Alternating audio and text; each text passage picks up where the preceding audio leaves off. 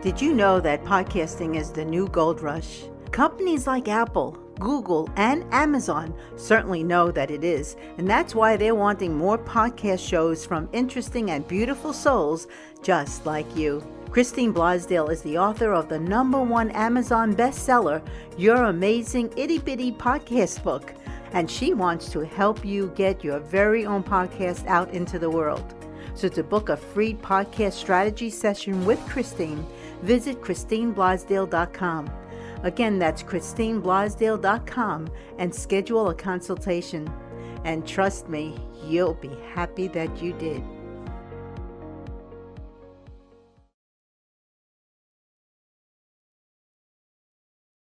Hello, everyone, and welcome back to Out of the Box with Christine. We are celebrating 5 years this week, so I'm super excited.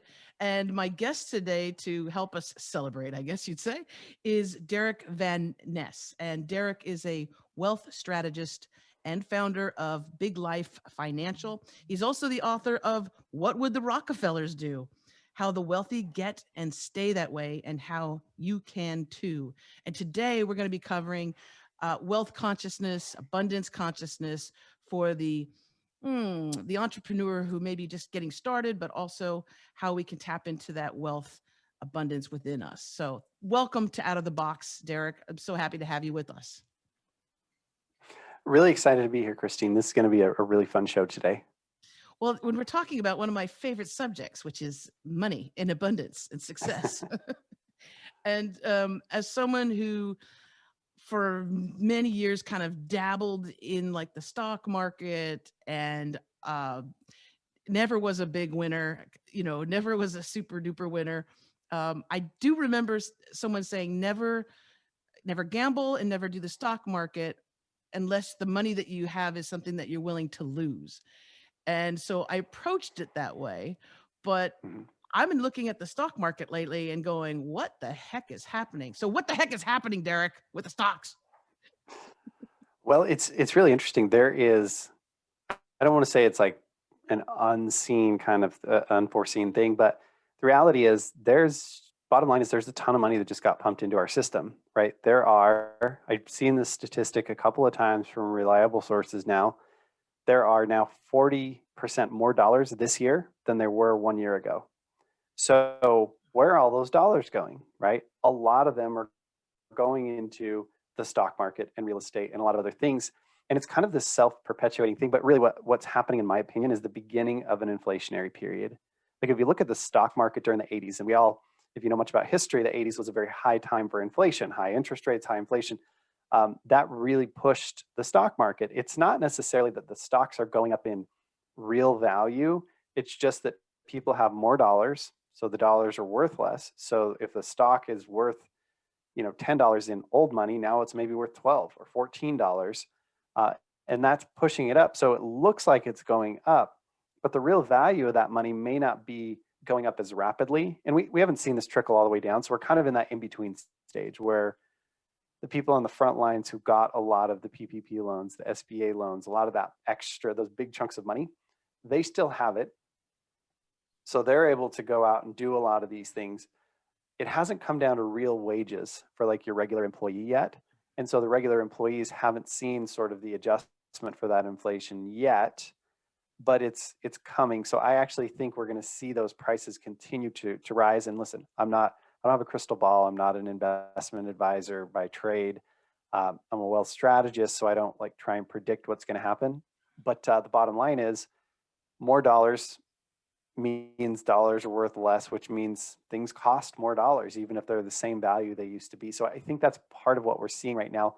If we really looked at the real purchasing power of dollars, I've read, I don't have the ability to do the true calculations on this, but that dollars over the past year have lost about 15% of their value. The stock market might have been up 5 or 10% last year for most people, unless you were in like the NASDAQ, but you may have actually lost money in real purchasing power. So it's kind of an optical illusion that's going on right now, Christine, in my opinion. I know I've noticed that because I had done a move to Australia, and and it was right when COVID hit, so the borders, everything closed. But when I first got here, the dollar versus the Australian dollar, US dollar versus the Australian dollar, I was like, holy moly, I could, I could transfer this money and get like a huge rate of return. But Australia wasn't taking US dollar. They're like, no, no, no. So Really? Wow. yeah, no, you couldn't get it exchanged. And so I was holding on to them. And so 5,000 US would be at that time close to like 9,000 Australian. But they were like, no, we're not going to do that. We're not going to buy your dollars. And then later, now recently, the US dollar is still higher than Australian dollar, but nowhere near that. So darn. Yeah. Um, Yeah. but the economies, the U.S. has taken a major hit in the economy, in the brick and mortar economy, would you say? And businesses Hmm. getting hit financially with that, with layoffs and all of that. Do you see that as right now as a wealth strategist? Do you see people? I know that there's folks that are hurting, but do you see people doing things differently with their money, with their investments, with their savings? Well, what I do see is we have a world of haves and have-nots right now, right? Like those brick and mortar people who got hit really hard, they're calling it like a K-shaped recovery. If you're on the bottom part, you're going down, right? Yes. Like you're a restaurant, you work at a gym, these kinds of industries that have really been hospitality that have really been hit. Those people, it's just getting worse for over time. Then the other side of it is the people who have money. There's more opportunity. So what I really have seen is a lot of my business owners, because that's primarily who I work with. A lot of them have a ton of extra cash. So what they're trying to figure out is, what should I be doing with my money? Is a recession coming? Should I be sitting on cash? Should I take this and put it into assets because we're going to see inflation? The stock market's going crazy. Bitcoin's going crazy. Real estate's going crazy. Should I be buying these things or should I wait for them to come back to earth? That's where a lot of the conversation's happening for people, is they're like, I have the money. I'm just not quite sure what to do with it because we're seeing something we've never seen before. We're in the middle of a pandemic, but it appears as though we're at an economic surge. Like, that doesn't really compute. So I'm waiting for the other shoe to drop. What's going on here? And I think that's where a lot of people are. They're just kind of holding their money and waiting to see how things shake out. I mean, they're dabbling, they're doing things, but a lot of people aren't really sure. So they're just hanging on to their cash is mostly what I see right now. And because the show is it's about consciousness, and Sure. I find that a lot of my fellow conscious seekers, folks who are master healers and spirituality gurus, there's this thought that, and I believe that's the old mindset, that anything that has to do with money, and this isn't the old program that we have had, maybe we heard it from our grandparents, money is the root of all evil. You have to work really hard in order to be successful.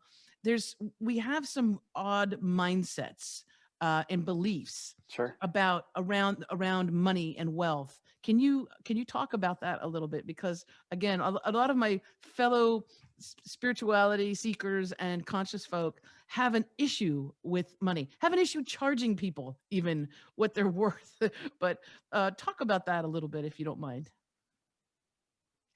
Yeah. So money obviously is supercharged because it's very important, right? Like, whether you like money or not, you kind of need it to function in society today and do the things you want to do.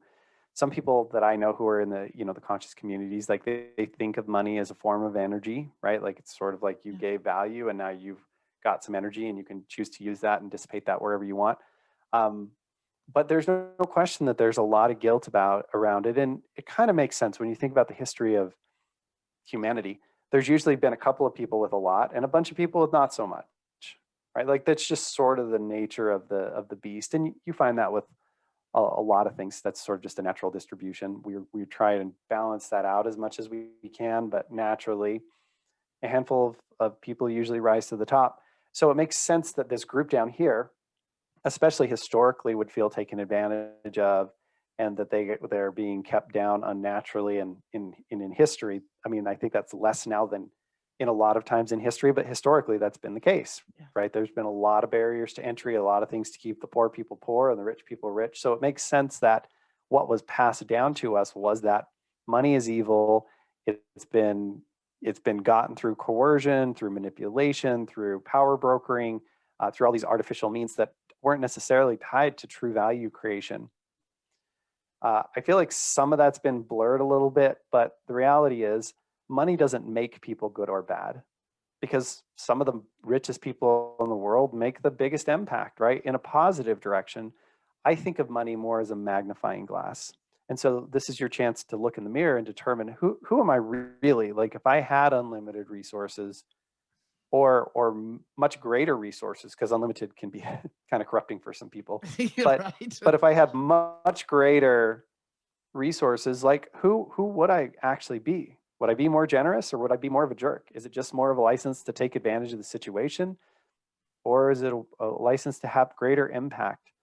I think a lot of people who are seekers, honestly, okay, so I'm in the seeker world. I have a ton of friends who are coaches, so I'm just going to speak from my experiences here. This doesn't make anything true, but a lot of people have trouble with money. It's a worthiness thing, right? They're looking for the truth. They're looking to connect. They're looking to get there, and because they subconsciously don't have this worthiness, they kind of subconsciously they're sabotaging themselves and thinking that they don't deserve the money. And so it's easy to kind of vilify others and look at other people. But truly, if we look at what I'm doing in the world has massive impact, makes such a massive difference with people, why would it be a problem for those people to compensate us for that, right? They're giving us $5,000, but they're getting $100,000 worth of value. Why would that be a bad thing, right? So I think a lot of that comes down to worthiness. I've struggled with it at certain times in my life where I really got punched in the face, or like some of the bubble that I was living in got popped around, how I saw the world. So I totally get that. I had times where it was really difficult for me to charge people $50 an hour for me to be a coach when I was first getting started. And I've had clients who have paid me $2,500 or 2,500 multiple thousands of dollars per hour to work with me now. And I think a lot of it is in your own worthiness. I mean, people don't want to hear that, but that's just been my experience, because the people who really know their value, they know they're great, they've seen the contribution they can make, they don't usually have a problem with letting people pay them. Well, it's that it's been bantied about quite a bit. I've seen it on a lot of the Facebook groups that I'm involved in, is the idea of an imposter syndrome, where Mm-hmm. and I believe that that's still the subconscious mind, from those old beliefs of when we were kids. All somebody has to do is, when you're in kindergarten, have somebody on the school ground say, you're stupid, or what, Sure. you're a dummy, and we can take those things. But it's also those beliefs that have been handed down. I believe that a lot of our beliefs around money and wealth come from our parents, because if they're, if I was a child of divorce, a lot of the arguments was about money, right? Mm-hmm. Mm-hmm. And what's the number one reason why people get divorced? I think infidelity is up there, but also it's about money and finances, how we have different ideas Yeah. about money, and people can argue about money. So I think those things are handed down. But I think you nailed it. I think that there is this um belief, and even with our own children, we can say, you deserve the best and you should go out and get the best. But when it comes to ourselves, sometimes we don't I think know. that we do, that we don't think that we do deserve that. And the old adage of, you must work hard in order to be successful, Mm-hmm. I find that that's not true. I do work hard, and I work condensed. I'm kind of Mm-hmm. like that orange juice, that you remember, the condensed orange juice in the can, and you have to add Yeah. water. Yeah. Yeah. So so I work extremely intensely and condensedly. So I pack a lot in, but I found that it's not so much working harder to be successful. I find that you have to Mm-hmm. work smarter, not harder. Does Yeah. that make sense to you? Yeah. Yeah. I call it being busy versus being productive. Yeah. a lot of people are working really hard at a lot of stuff that doesn't really produce that much output, right? And so you hear people all the time talk about the 80-20, right? 20% of your clients provide 80% of your income and all of that. And that might be a bit of a cliche, but the truth is, I think most of us, and I've seen it in my own business, where we get attached to an idea like, I want to do a bunch of podcasts, or I want to do a YouTube channel, or some of these other things. And the truth is, it might just be a vanity thing, right? It might be that we want to spread the word, but it doesn't lead to the bottom line. And that's okay, as long as you call it what it is. This is something I enjoy. This is a hobby. But if you're like, this is my revenue stream, and it's not, it's fooling you, right? And I've seen people who have try and do group coaching when they're doing personal coaching one-on-one, and all the money's coming from the one-on-one. They're wasting their time with the group coaching, or vice versa. They're trying to get one-on-one clients, but they're making all their money in group coaching. You just got to be honest with yourself. And I think the difference between working hard and following your passion is just, how much do you care about what you're doing? Yeah. Right? Because like if you align your money with like who I'm here to be as a human being, it's not hard work anymore. Now it's just like, this is what I'm doing with my life. It's playtime. Right? And I think there's, right. Yeah, it's totally playtime versus effort time, right? And I think of it as efforting versus allowing. And as often as we can be in allowing, and listen, nobody can be in it all the time, right?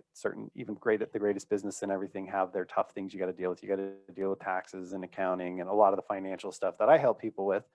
But you, for the most part, you should be in a state, in a perfect world, of doing something that you think matters and that you're passionate about, you care about, and that you would do even if there wasn't much money. Then you're going to be really great at it, and it's not going to be efforting nearly as much as it's going to be just like being who you are as a person.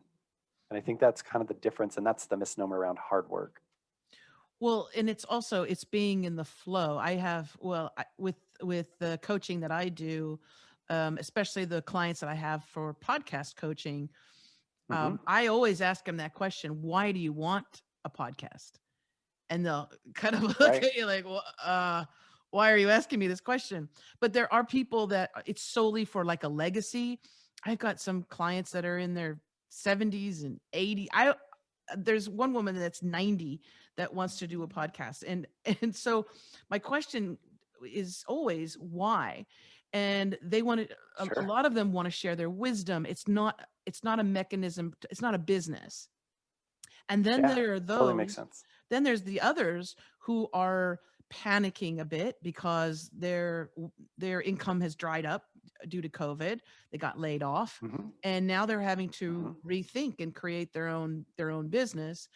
And they're thinking that if they create a podcast, the money is going to flow. It's going to come in. Yeah. And I always say a podcast is just a channel, right? You're self-publishing.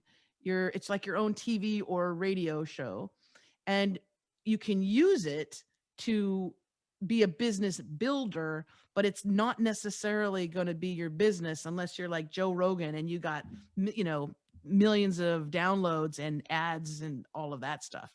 So I always ask people, in the beginning, why do you want this? And then we'll take it from there. But when they do it from something that they're, number one, that they know like the back of their hand. So I know podcast and radio and interviewing, and I can teach that till the sun comes down, up, down, whatever. I can do that so easily with my eyes closed, right? I can do that easy. So that's the low hanging fruit for me. And that's why I wrote a book on it. And because I could talk about it all day. So it's fun and it's easy. And when you find that thing, whatever it is in life that you do it well, you love it. Then when you offer that to other people, it's not work. It's fun. It's playtime, as we were saying. It's fun. Absolutely. And I tell people, like, if you would do it if there was no money in it, that's a really, really good sign. Like at one point I was coaching a lot of people and working with them on their financial stuff. And then I had a house flipping background. I flipped about 150 houses like pre-2008. And then I went back into house flipping, and I found myself, even though I was flipping houses, coaching people for free. Like I wanted to work with them on their business, on their financial stuff, on their marketing. And that was a sign to me that like, hey, you're really more interested in people than you are in houses. Maybe you should come back to that. And so I made that transition back uh, full time into this in like 2015. But yeah, that was a real indicator to me because it wasn't about the money, and I didn't even realize it until I stopped and looked, and I was like, oh wow, I'm still doing the stuff. I'm just not getting paid for it. Like that's how important it is to me. Exactly. And that also says a lot about you, Derek, about your integrity and that energy that you have. People, and this is anybody that listens to the show understands energy. That energy that you have is Hmm. your integrity and your authenticity. And you're sending out little, I hate to do an Abraham Hicks thing, but little Right. rockets. Instead of rockets of desire, it's rockets of energy that you work from your heart, and your intention is good, and that's going to attract the clients and the people that need you most and that Hmm. resonate with that. Now there are I'm sure there's lots of other wealth strategists and financial folks that have you know a lot of clients, even globally, and that's not their intention. Their intention is to make money off of their clients. And Sure. yes, that's of course because we live in this world, a material world. We would do want to earn a decent living, but that's not your main focus and goal. And so that energy just the universe just replies to that, I think, in kind. I found that to be true. Really, like one of the things that is part of our integrity of our business is, our number one value is integrity, which to me means always do the right thing, right? Yep. So if you always do the right thing, I just find that it comes around. I get more clients by saying no to someone because they're not the right fit, or telling them, hey, you need to go work on these other things before we work together, because it would be the wrong thing for you to do this thing or work with us at this point. And those people become some of my biggest referral people because they get that it's not just about the money, it's about helping people. Certainly, you have to get compensated, right? And there's a lot of people who have trouble with that. Thankfully, because I went through some of that at one point. I was like a multimillionaire, and then I like lost everything in the 2008 crash because I was a house flipper. Uh, and it took a while to kind of rebuild my confidence and everything, because I was like, holy cow, I failed, and all these kinds of stories that I told myself. But I was very committed to the fact that if I'm going to make money, I need to make money in a way that helps people, genuinely helps people. Otherwise, it's not going to be worth it to do it. You have to put so much energy into it. You may as well really care about and believe in what you do.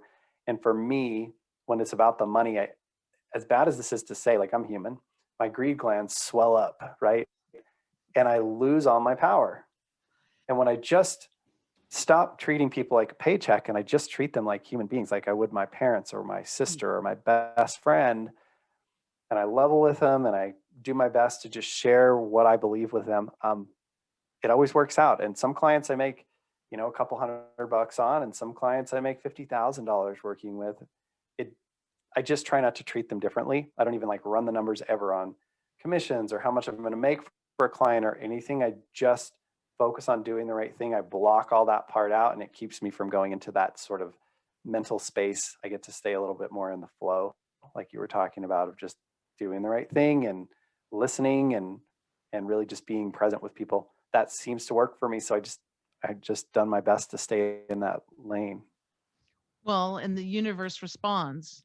You know, that's the thing is that uh, greed has an energy it on its own, and when you have that Yeah. compassion and you have that integrity coming from your heart, the universe hears it, and I believe that, and it's not so much karma the way that we think of it, but I do believe that energy. It's a very fast cycle right now. Mm-hmm. Can be. So Yeah. Yeah. Yeah. you know what I'm saying? So recently recently something happened in my life where many people would consider it a setback, or oh, that's horrible that that happened to you. And at first when it happened, because it, it was change, okay, it was a big change in my Mm-hmm. life, at first when it happened, that little, it's not a devil and an angel thing, but that little voice was like, yeah, this sucks. Oh my gosh, fear, fear, fear. What are you going to do? How are you going to live? Right. Um, Yeah. you're going to be homeless. I mean, whatever. It goes to the extreme. And it just Of popped up for a course. Yeah. second. And I said, oh, no, no, no. I said, this is actually clearing space for me to do what I'm really probably supposed to do right now. And I completely flipped the script and put the energy. Also, folks, just so you know, I'm going to be talking directly to you. Your energy, people can feel it. If you're desperate, if you have anxiety around money, or you a job and you're desperate, it smells and people can feel it and taste it. So I just flipped Hmm. the script on it and I said, you know what? This is wonderful. This is the best thing that's ever happened to me, because now I'll be able to do really what my soul's purpose is. Don't know exactly what that is, but I have an idea. And since I had that, the last month, amazing things have happened. So it's so much of how we look at things and look at situations that happen, our reaction to them, right? Absolutely. I mean, the loss of one thing means you've created space for something else, right? Yeah. And so if you've lost that, it's sort of the cliche of one door closes, another opens. But the reality is, like, your life, the totality of it, the space and energy you have is what it is. And so if some of that gets cleared out, you've got room to create anything you want from that. And I think when we stay in that mode of, okay, this thing happened to me, and get into acceptance of what is, like, I think where we get in trouble is we're like, oh, that shouldn't have happened to me. I don't want that to be true. I'm in denial about it. Why me? Like, all of those things. Well, the adage I learned from one of my mentors was, all discontent is the non-acceptance of what is. As Mm. soon as you get in state of, okay, that's no longer happening for me, that relationship, that job, that business income stream, whatever, is no longer there. Okay, well, that sucks. I can let go of that. How do I move forward from here? What do I want to create with this extra time, resources, energy, whatever that I have? And you just get to the business of that. It's just when we stay in the state of, okay, it's gone, but I don't want it to be gone. I wish it was still here. Why did that happen? And trying to rework all of that history, we get stuck in that. And some people stay in that for years, Yeah. and they can't move forward until they reconcile it and come to acceptance. Then they can let go and move forward powerfully. And for me, that's been a really vital insight, because listen, I've taken my fair share of, punches to the nose. And once you realize, okay, I got punched in the nose and that really hurt, but now I can get on with my life. So let's do that. And it might sound a little stoic at times, but for me, I found it to be very, very encouraging, very powerful, because I can look to the future. I can create what I want. I see it as an opportunity, like you said. So yeah, Exactly. I'm with you. So now that we've talked about the consciousness of wealth and how we look at creating it, let's get to the material world, shall we? Let's talk about, um, because this is the thing too, is that for folks that are just, starting off, and maybe they have a little bit of money and they don't Mhm. know what to do with it. I know we're not going to be basically asking you for financial advice. And anybody watching this is we're just talking. Let's just say that Derek is just talking to me, okay? But we're just talking about Yeah, yeah. um, some good things to do with those resources, maybe to help us in the future, but things that are happening right now. Um, I know Hmm. that you had mentioned that you had purchased investment properties, Hmm. and quite a few of them, and Hmm. and did really Yeah. extremely well. What do you think about the current status of real estate right now? Well, they're in the United States, and then I mean, it's a global issue. It's a global concept, real estate. But what do you think about that right now, the market of real estate? Yeah. So I don't know much about outside of the US, but here in the United States, what we're seeing is there's a bit of a housing shortage, right? You Yeah. have a lot of demand for housing, and we already had the demand. but then interest rates went way down.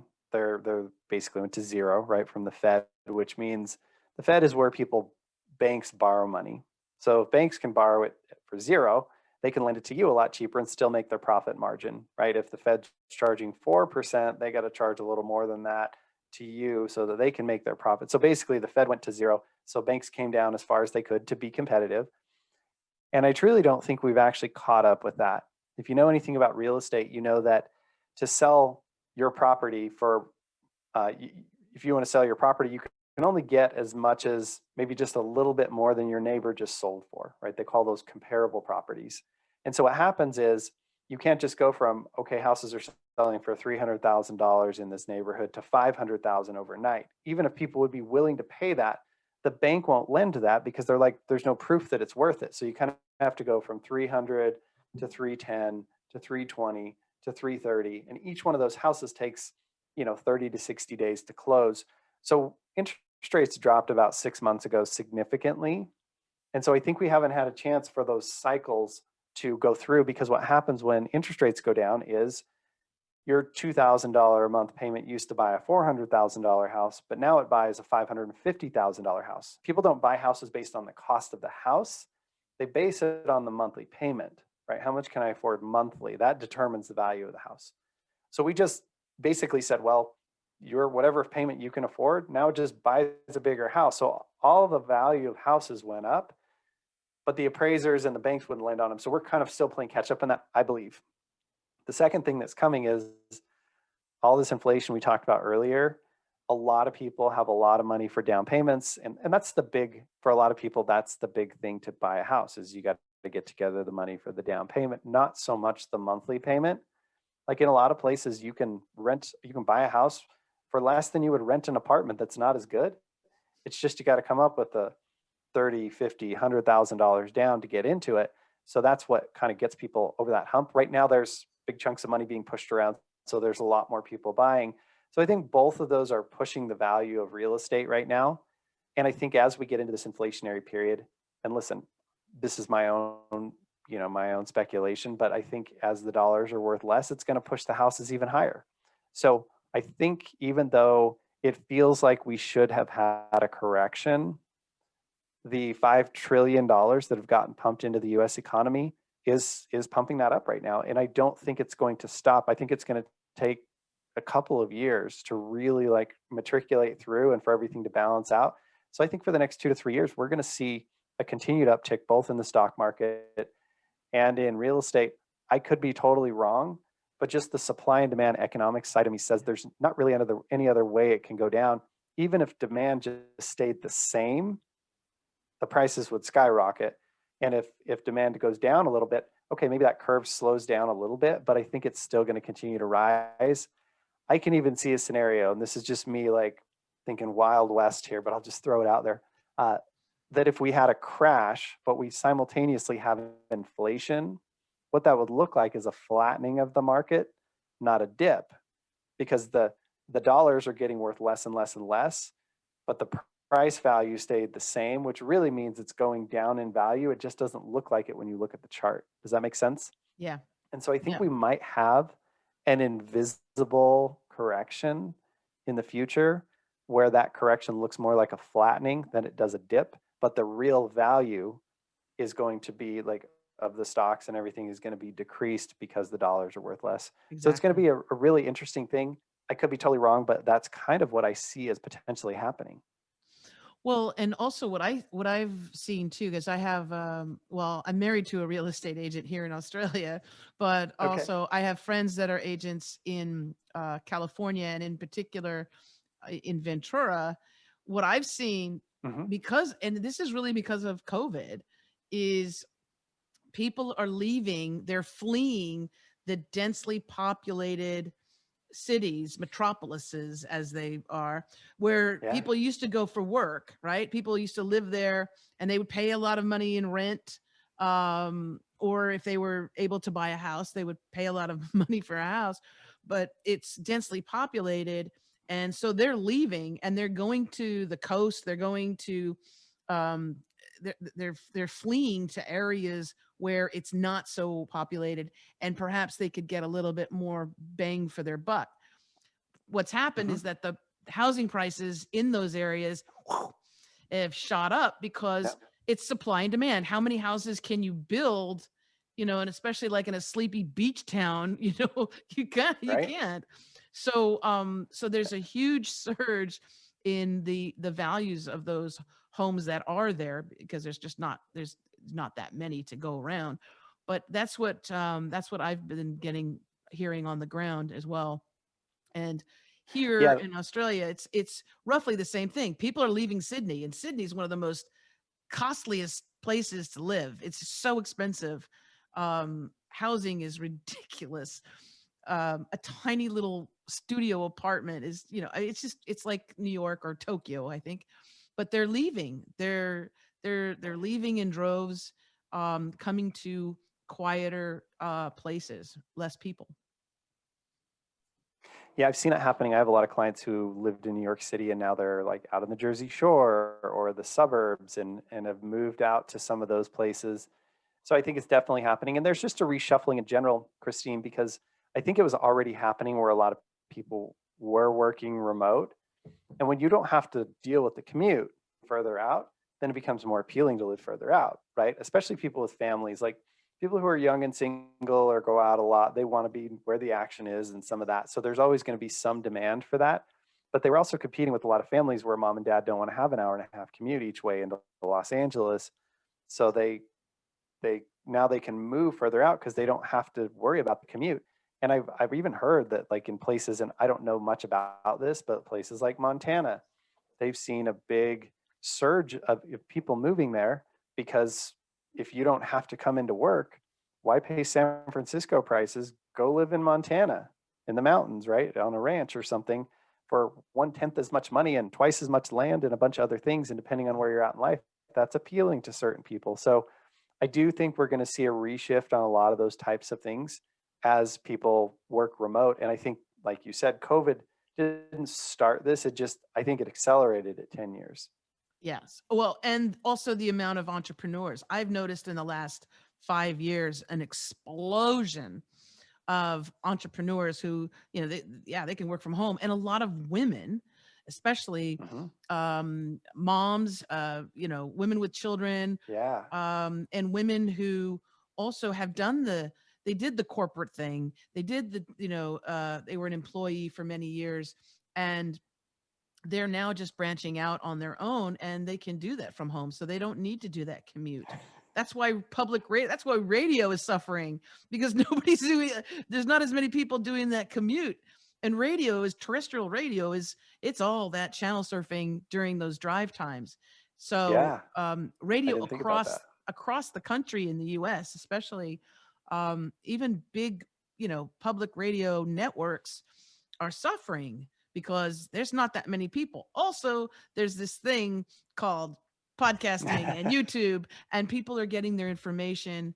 They're honing in on what they want and getting it instead of having it be fed to them. I'll tune in and hear, okay, I don't like that. Okay, I'll tune back in.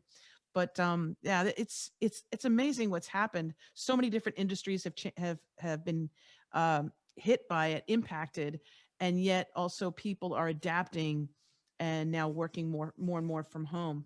I would be Yeah. remiss if I didn't say, for uh, for your clients, for the people that you work with, what are some and they can be general. What are some Hmm. general tips when it comes to wealth building? Okay. Would you suggest for people, just like a tick list of things? Again, you don't have to get too specific, and we're going to give out your information so people who want to have a consultation with you can. But we'll give out all that Yeah. information on the show and have it in the show notes somewhere in here. They can click on it. But what are some top tips from you, Derick? Okay. So I'm going to say a couple of things that are going to surprise you. The first thing I think, especially you were talking about like people who are just getting started, like what do we do if I've got a little bit of money to invest?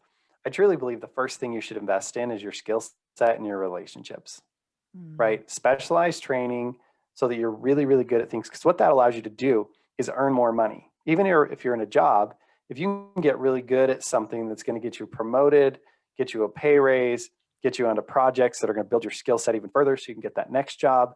Like, I think that's the no-brainer, lowest risk, highest return thing you can do. Okay, so that's the first thing. If you're a business owner, hopefully you're already doing that. But relationships are the same thing. Building good relationships with smart people who are in your industry or complementary industries is massive.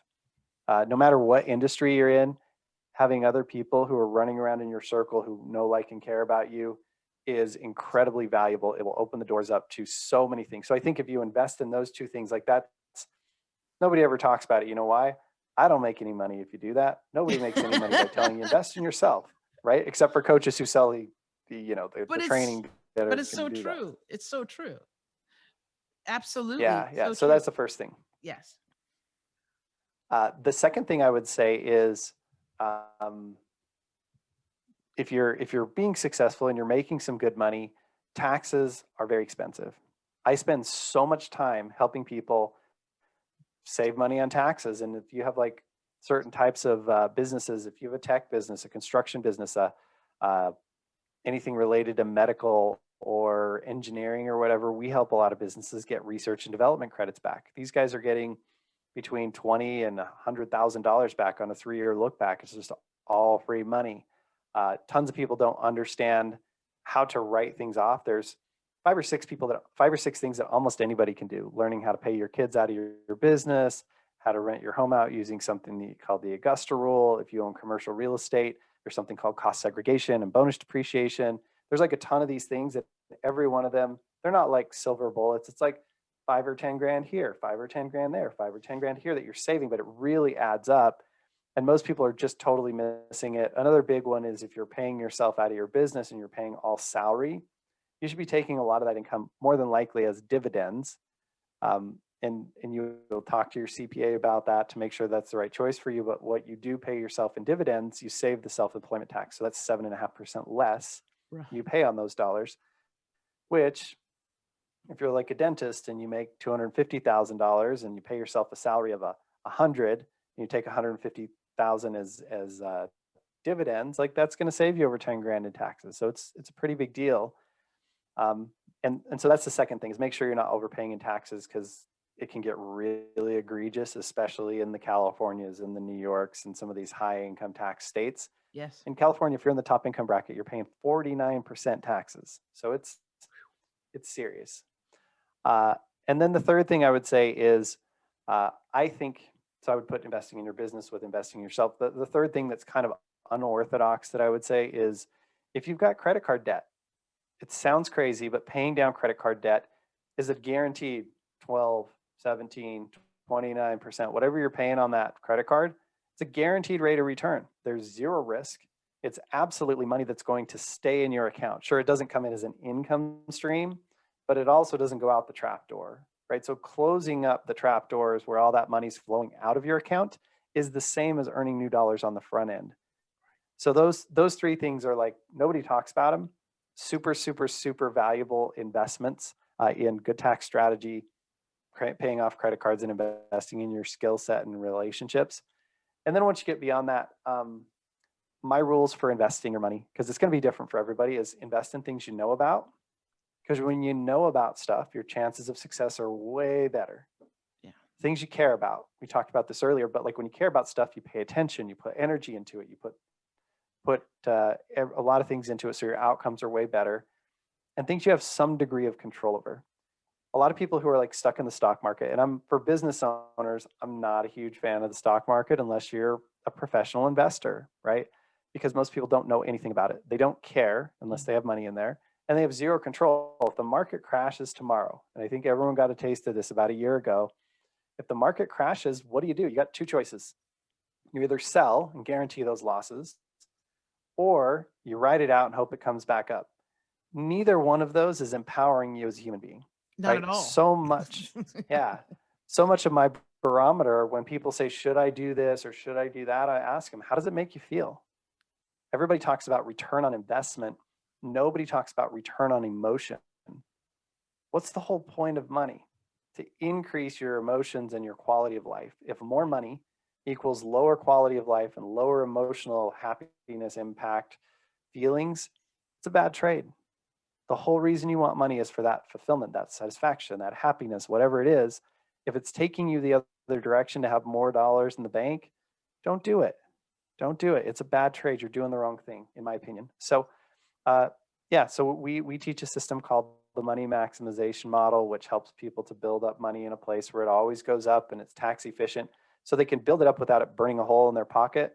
And then they can take it and either deploy it into these investments once they figure out something that they know about, care about, and control. And if you don't know what you want to invest in, figure out what would be really exciting for you to invest in, and then invest in your education. Get good at it. Learn how to invest in real estate. Learn how to trade stocks. Learn how gold and silver works. Learn about crypto. Learn about whatever it is you want to do. Learn about it. Then you can be a good investor. You'll know about it. You already care about it, and you'll have some degree of control. Now you can go like headlong into that with your eyes wide open, get way, way, way better results. If you want to keep risk low and get high rates of return, that's what it comes down to. You have to inject human capital into it. When you bring your skills, your experience, your passion, your connections into a deal, that's the difference. If you're just putting money into a bucket that anybody can put money into and has no control over, to get a high rate of return, you probably have to take a bunch of risk. That's a bad formula. You really want to do things where you can bring something to the table. And you want to invest in a wealth strategist like Derick or a podcast coach like me. That's right. No, but the idea makes a big difference. Is upskilling, and right now is the perfect opportunity, the perfect time to upskill. I myself have a coach. I'm a coach, but I have a coach, and I know, and I'm sure you do as well, because there's always things that we can learn, and I love learning. I love growing and adapting and expanding my synapses, but also expanding what I can do and offer to people, because we each have that signature energy that we can give to people in our expertise in our field. And I just think it is a really important thing. And I love that you said that was the number one tip: investing in yourself and upskilling, get that education that you need to go to the next level. And if you're an entrepreneur and you're just starting out, even maybe it's just even learning how to shoot videos and how to edit them and do it yourself type stuff, just so that you can have a little bit of control and get out there. And that's my whole thing, is I always tell people, if you're not going to get found by new clients or new customers if you're in your basement or in your mom's basement. And you've got to get out there. And so that's why it was so lovely to see you and to see you're out on YouTube. I want to make sure that we'll put links to your YouTube channel, because it's great. It's brilliant. If our listeners and our viewers want more information on my guest today, Derick Van Ness, they can go to biglifefinancial.com. That's biglifefinancial.com. We'll have a link in the show notes, so you can just click on it and go. And also we'll have a link, if you like, I'll have a link to your YouTube channel as well. Because like I said, I really enjoy the videos that you post. And if there's any last thoughts before we head out for today, anything else that you want to let our listeners and viewers know, just go ahead. I think the thing I would say around finances and money is really that don't let anybody convince you that they know how to do better with your money than you do, right? You can work with coaches and everything, but like, you're smart enough, you're capable enough. If you're listening to this show or you're any type of business owner, you've got what it takes to be able to do the right things with your own money and make some decisions. It doesn't mean not to use professionals, but ultimately, you know what's right for you. Anybody who's telling you that this is the only way is not thinking about you. Focus on, what do I know about? What do I care about? What do I control? What do I want to see continue to exist in the world? Because when you invest your dollars in things, they continue to grow and flourish, just like energy, right? And if you don't, they don't. So put your dollars in a place where it's going to grow and support and be involved with things that you think matter in the world. And I promise you'll build a life where your money and the life that you want to live are aligned, as opposed to going the opposite direction. It makes a huge, huge difference in the experience of life. And generally, it really impacts your success in a positive direction. So that's what I have. Thank you so much, Derick. Thank you so much again for joining us today on Out of the Box with Christine. Again, the website is biglifefinancial.com. You can check it out in the show notes. And we need to have you come back because there's so many things that we can talk about. I know we didn't even get into the whole really going into the taxes Sure. and building your own banking system. I didn't get to cover that. We didn't get to talk about good debt versus bad debt. We didn't get to talk about Airbnbs, but you're welcome back on the show at any time. Okay. Please come back. Thank you, Christine. I And will. It'd be great. thank you, darling. And thank you, wonderful listeners and viewers, for tuning in today. Remember, you can find out more information about this podcast at outoftheboxwithchristine.com. We are celebrating 5 years. Yes, 5 years on air. Any podcast that goes past 10 minutes is a success. And so thank you so much for being a part of the success of the show. And if you want more information on me and my coaching, you can go to christineblasdale.com. All those links will be in the show notes.